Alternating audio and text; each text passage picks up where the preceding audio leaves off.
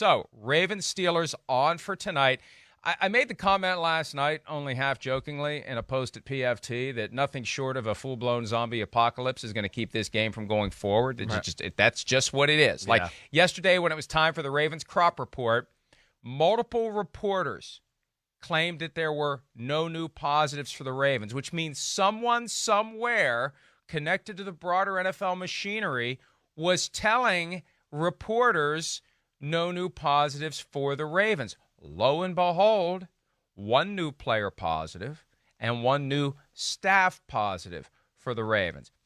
Peculiar that would be the case. They still loaded up the plane. They flew to Pittsburgh. They're playing tonight. They're playing tonight. They're playing tonight. They're going to do point-of-care testing on site today. I don't know what that's going to mean if there are more positives. They're still going to play this game. Nothing at this point, Chris, is going to stop them from playing this game tonight. I mean, it doesn't seem like it. And, I mean, we've talked about it the last few days to where I get it. It's whoa, you're opening up a can of worms if you cancel this, and it's a lot of other issues that we've dove into.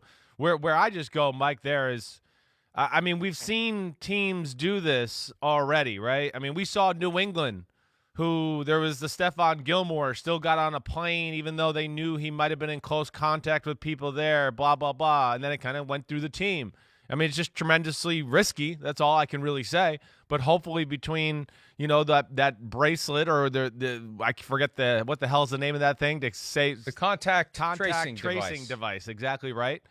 That, you know, hopefully they have enough info from that to feel comfortable about, okay, nobody was around these guys, and we'll see where it goes. But it seems like the NFL is willing to roll the dice a little bit here with these type of issues, as long as it's just not totally a full-blown, you know, outbreak on a football team. The game has been delayed for so long that the original two players who were presumed to be unavailable for the Ravens are now available as of today. Running backs Mark Ingram and J.K. Dobbins, who tested positive Sunday of last week. The overtime loss. It's been so long I can't remember. Loss to the Titans. They got knocked out the next day. They were part of the initial outbreak. They now are eligible to return today. This is a game that's been delayed by 6 days. I mean, think about it. Week 12 began last Thursday. It's Week crazy. 12 is ending tonight. And they do have I'm assuming there's no further positive for Dobbins and Ingram today. They'll be back tonight, traveling separately. They won't have Lamar Jackson at quarterback tonight. RG3 instead. And RG3 started several games against Pittsburgh over the course of his career. He had time with the Cleveland Browns. Last year, Week 17, he played against the Steelers in Week 17 when the Ravens pulled guys like Lamar Jackson. Right. But I still go back to 2012 when RG3 was taking the league by storm and Washington played at Pittsburgh, and Mike Tomlin and company had a very simple approach. Hit him. Just hit him. Right. Hit him every chance you get. They ran him on a pass route.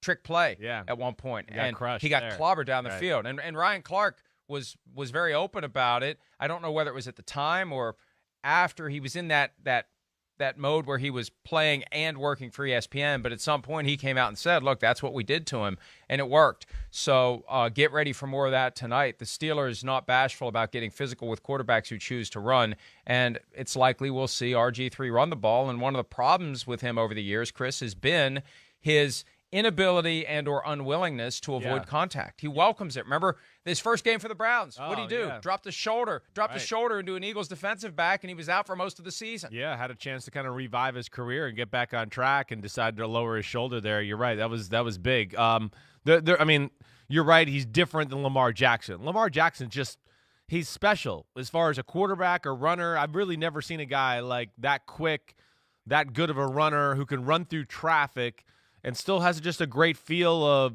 you know, never taking big hits, kind of getting down as he's getting in the scrum of getting hit. Yeah, RG3 is not gifted like that. He's a little longer and more gangly, not to be disrespectful, to where, he's more of a straight liner.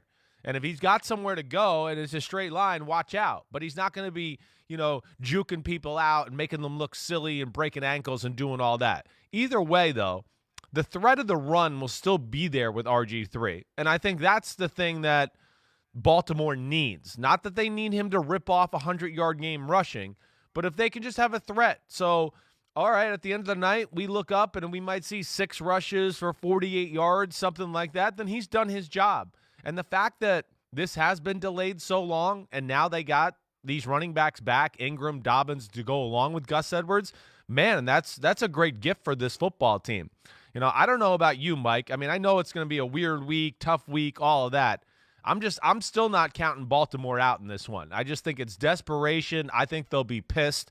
And I think you might catch Pittsburgh in a little bit like, what the hell is going on here this week? We're playing Wednesday at 3:40, and I just have a feeling. I'm just a gut, like you're good spaghetti and meatballs.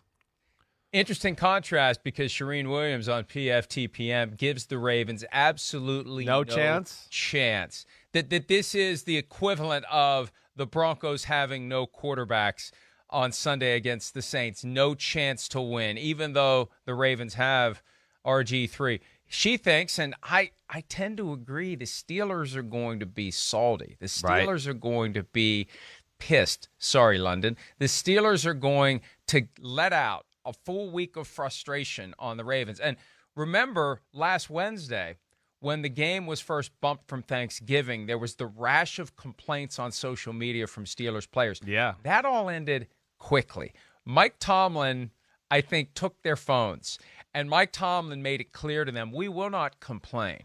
We will do our complaining on the football field. You don't like what's happened, you let them know about it during the game. Now, I'm not saying that that's what they should do. I'm just saying that that's the football coach that him. Mike Tomlin is. He's going to channel that aggression toward the things that they do on the football field. Hit the guy across from you a little bit harder, but legally. Play a little more aggressively, but legally. But if you're mad, use that. Direct that toward what you're going to be doing. That's why I hear what you're saying. The Ravens are desperate, but I think what's happened to the Ravens over the past week, you forget about desperation. You forget about you're just trying to get your paychecks at this point. You're just trying to make sure everybody's healthy at this point. Trying to get back to the postseason. I mean, last year isn't going to happen again. 14-2 is not going to happen again. The best they can be is 12-4, and they aren't going to be 12-4 based on how they've played recently. I just think that it's survival mode more than desperation mode for the Ravens at this point. Yeah, it's interesting. I mean, it's a psychology experiment, really. I don't know. I'm just, again, first off, I'm playing a little bit on that, too, of the Ravens physically had their way with Pittsburgh, too, the first time around. We know that. And I bet you they'll have a little bit of a different approach on defense to where, hey, it's going to throw Big Ben a curveball, that. But you're right, Mike. I don't know where this goes. I mean, I don't know. I just would be shocked. I mean, we've seen teams, and I know we got the Raiders in 2 different games where they've dealt with COVID. One, they were successful and played very close against the Kansas City Chiefs, with the defensive line not practicing all that week. I know the other time they got beat by the Bucs pretty handily without their offensive line being able to practice. But we saw the Tennessee Titans not really have a lot of time to prepare and still somehow come out and whoop the crap out of the Buffalo Bills. So I'm just saying I understand they're missing players, and it's been a whirlwind of a week. But meetings, preparation, team that this far into the year, I don't think they're going to be like a total slop fest tonight. That's all I'm saying. I think it's going to be a good competitive football game, and I would be shocked if the Steelers blew out the Ravens. I really would be shocked. I just believe that the Ravens have been through a roller coaster ride over the last week and a half that no one else has dealt with, short of the Titans. But you know what? When the Titans went through it, what did they do? They actually seemed to play better. Maybe I know, that's what I'm saying. Their sanctuary becomes the football field.